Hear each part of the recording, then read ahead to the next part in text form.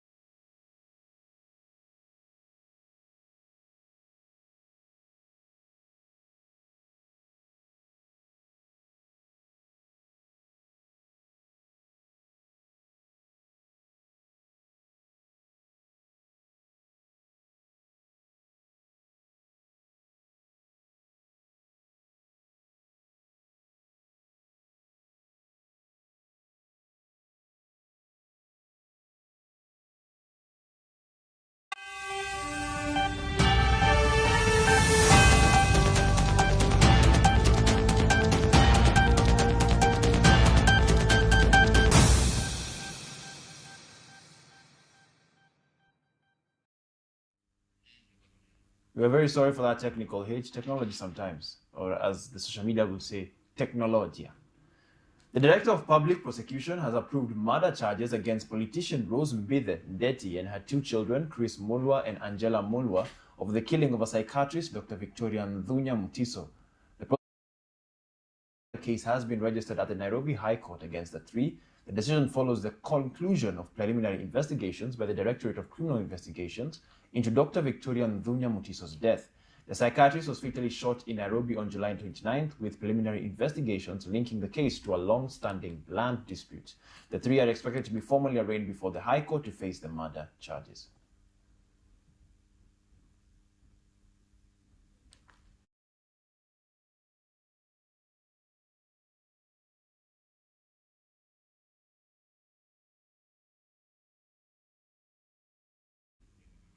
The High Court has temporarily suspended the government's mandatory health insurance requirement for foreign tourists visiting Kenya. Justice Francis with the provisional orders stopping the enforcement of the new directive pending an inter-parties hearing scheduled for September 16th. The ruling follows a petition filed by Ido Isaac Mohammed and Zuleka Mohammed Edin, who challenged the Gazette notice issued by Health Cabinet Secretary Aden Duale. The petitioners argue that the Ministry of Health overstepped its mandate by linking insurance enforcement to the electronic travel authorization system, a function reserved for immigration authorities. The new policy had required all foreign visitors staying under 12 months to hold a health insurance cover worth at least 6.4 million shillings. The court suspension offers temporary relief to tourists and sector stakeholders until the case is heard and determined.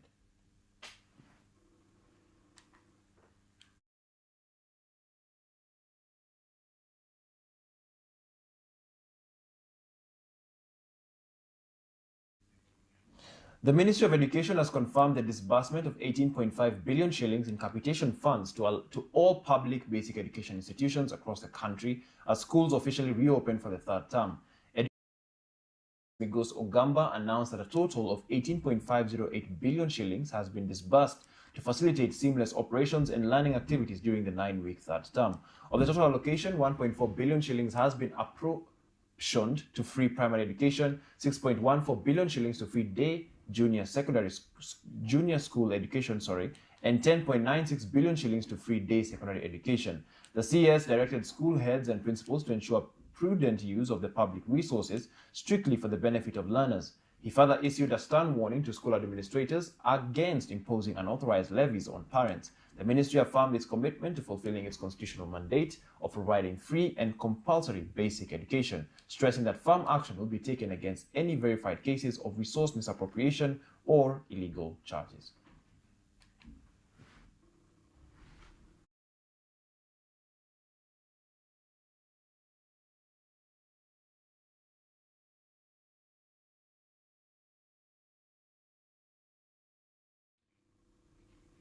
Former LSK President Faith Odhiambo is demanding a probe into claims that some MPs obtain TSC employment letters through State House and allegedly sell them to job seekers for up to 400,000 Kenya shillings.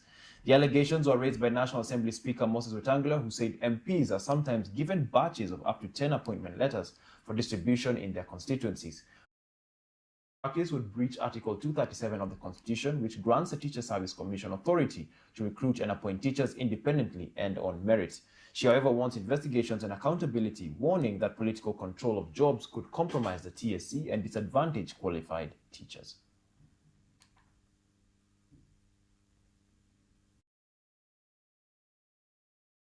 Kuna wabunge wetu wengine na wapeleka kwa rais, anawapatia kila mtu barua kumi za walimu, unasikia wameuza. Sasa kama mtu hajiwezi, wewe ni night nurse vile huyo mama alisema, na unamuuliza 1400 umpe barua ya walimu apatie mtoto yake, hiyo pesa atatoa wapi? That is immoral, na hatuwezi kukubali uongozi kama huo.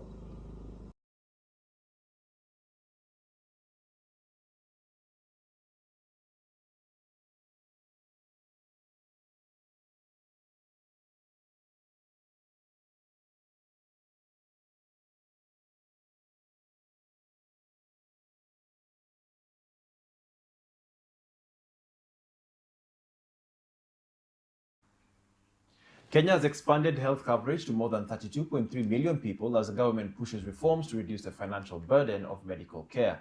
Speaking at a high-level ministerial dialogue during the WHO Africa Regional Committee session, Health CS Aden Duale said the shift from NHIF to the Social Health Authority is creating a more inclusive system. Reforms have funded more than 20 million outpatient visits, over 1.2 million safe deliveries, and about 500,000 surgeries. More than 50,000 cancer patients and nearly 21,000 dialysis patients have also received support. Meanwhile, 6,424 of 6,727 health facilities are now digitized, with the government urging sustained investment in universal health coverage.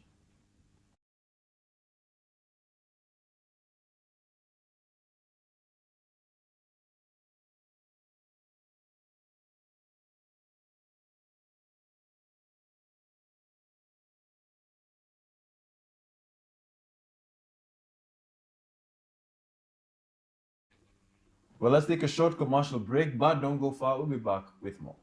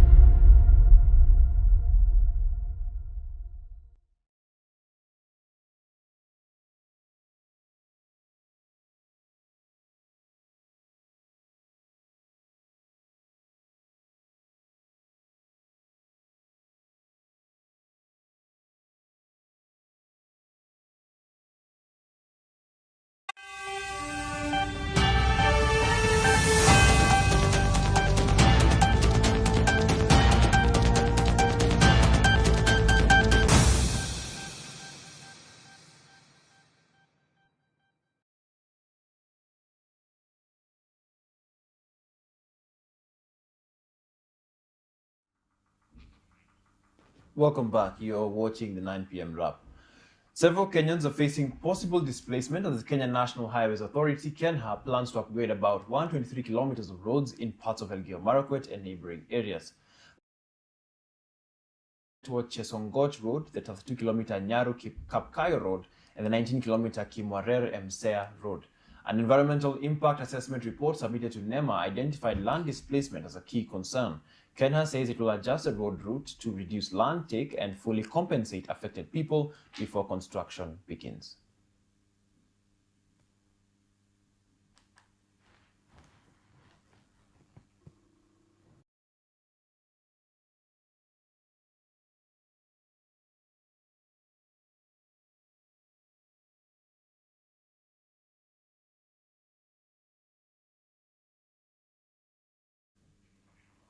The administration of the US President Donald Trump has announced a plan to revoke non-immigrant visas held by foreigners who have applied for or are currently seeking asylum in the United States.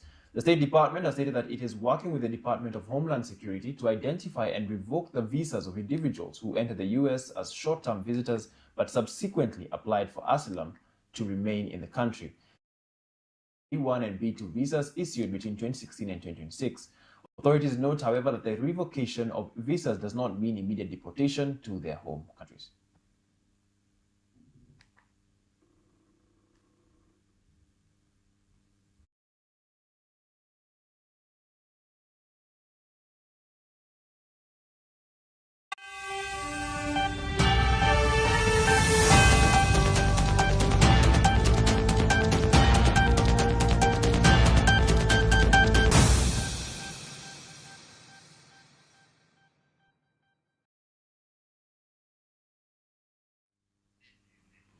Kenya is stepping up preparations for the 2027 Africa Cup of Nations, with the CAF reviewing the readiness of the three host nations, Kenya, Uganda, and Tanzania, now aligning their plans on infrastructure, cross-border movement, and other key tournament requirements. Sports Cabinet Secretary Salim Mvurya joined his counterparts from Uganda and Tanzania in a high-level meeting with CAF leadership to review preparations for the tournament.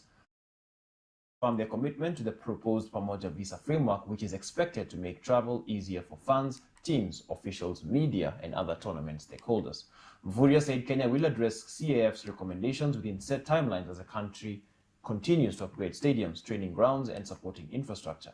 Kenya has already paid the required $30 million hosting fee.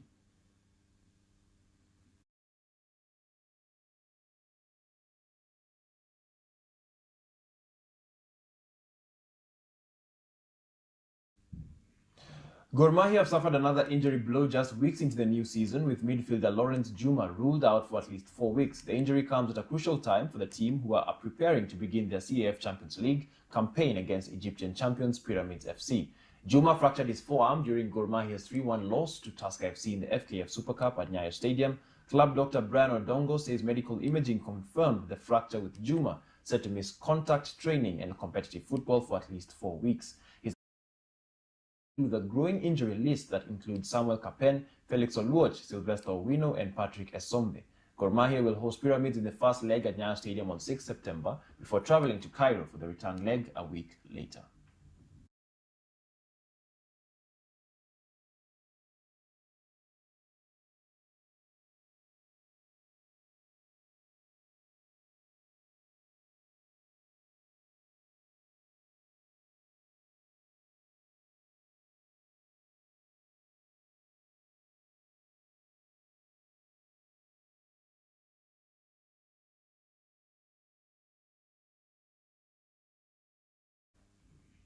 Well, we have arrived at our destination. I hope you enjoyed the flight. I have been your one and only Captain Jesse Gitonga. Thank you for tuning in. Have a good night. Oh, and don't forget, and now